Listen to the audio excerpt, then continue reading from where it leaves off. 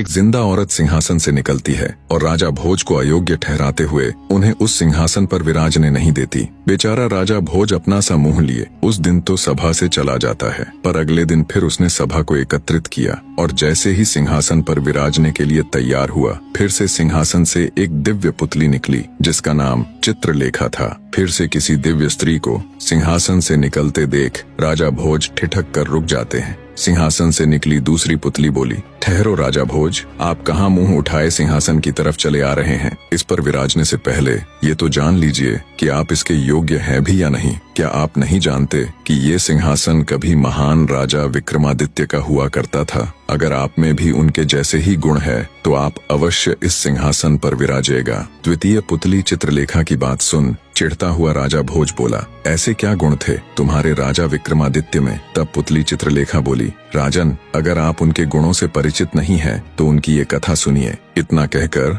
द्वितीय पुतली राजा विक्रमादित्य की कथा सुनाना प्रारंभ करती है। एक बार राजा विक्रमादित्य जंगलों में गए हुए थे। वहां उन्होंने एक साधु को देखा जो अपनी साधना में लीन थे, जिसके चेहरे पर एक अलग ही तेज था। उनको देखने मात्र से ही विक्रमादित्य उनसे बहुत प्रभावित हुए। वे उनको प्रणाम कर वहीं उनके समीप बैठ गए। साधु महाराज ने बहुत देर तक विक्रमादित्य से वार्ता की, जिसमें उन्होंने विक्रमादित्य को सद्कर्म और भक्ति मार्ग पर चलने का महत्व समझाया। साधु महाराज बोले, किसी भी इंसान का जीवन तब तक व्यर्थ है जब तक वो अपने पृथ्वी पर भेजे जाने के असली मकसद अर्थात भक्ति मार्ग को पूरा न कर ले। चाहे वो कितना ही यश और वैभव क्यों न प्राप्त कर ले, पर उसका जीवन व्यर्थ ही है। साधु महाराज की बातों ने राजा विक्रमादित्य को अंदर तक झकझोर दिया। वे उनको प्रणाम कर भारी हृदय से राज्य लौट जाते हैं। कुछ दिन बीत जाने के बाद भी उनके मन में साधु महात्मा की कही गई वही बातें घूमती रहती। उनका मन उखड़ा उखड़ा सा रहने लगा था। अंततः उन्होंने सर्वस्व त्याग कर जंगल में जाकर भक्ति करने का निश्चय किया। वे अपने भाई भर्तहरि को पूरा राजकाज सौंप देते हैं और बिल्कुल साधारण वस्त्रों में सर्वस्व त्याग कर साधना हेतु जंगलों में चले जाते हैं। उनके जाने के बाद सारा राजकाज उनके भाई भर्तहरि ने संभाल लिया। समय अपनी गति के साथ बीतने लगा।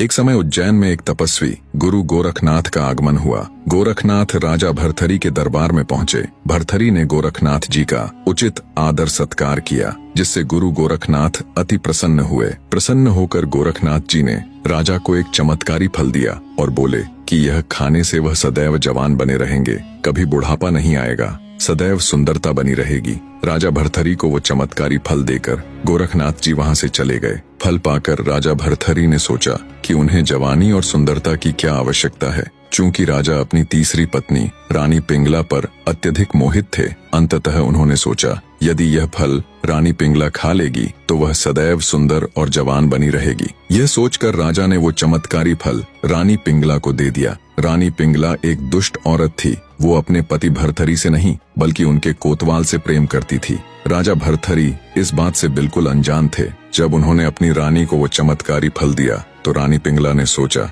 यदि मैं ये फल कोतवाल को दे दूं तो कितना अच्छा रहेगा। जब कोतवाल इसे खाएगा तो वह लंबे समय तक जवान और हट्टा कट्टा बना रहेगा और उनका प्यार और अधिक प्रगाढ़ हो जाएगा। ऐसा विचार कर रानी ने वो चमत्कारी फल अपने प्रेमी कोतवाल को दे दिया। पर वो कोतवाल रानी पिंगला से नहीं बल्कि एक वैश्या से प्रेम करता था। जब रानी ने उसे फल दिया तो उसने भी बहुत विचार किया कि इसका क्या किया जाए। अंततः उसने वो फल अपनी प्रेमिका यानी उस वैश्या को दे दिया। वैश्या को जब वो चमत्कारी फल मिला तो वो अत्यधिक आनंद से भर गई। सोचा अब उसका ये सुंदर रूप, ये सुंदर जवान चेहरा हमेशा ऐसा का ऐसा ही बना रहेगा और वो सदैव सुंदर और जवान दिखती रहेगी।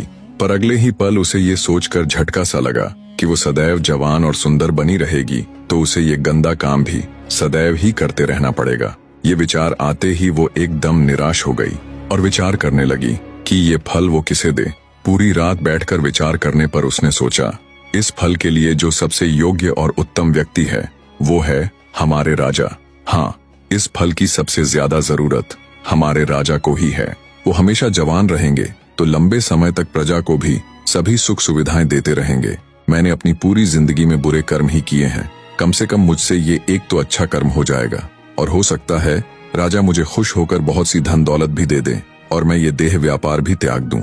ऐसा विचार कर वो उस चमत्कारी फल को ले राजा के पास जाती है और उन्हें वो फल दे देती है। राजा ने जब उस फल को देखा तो वो हैरान रह गया।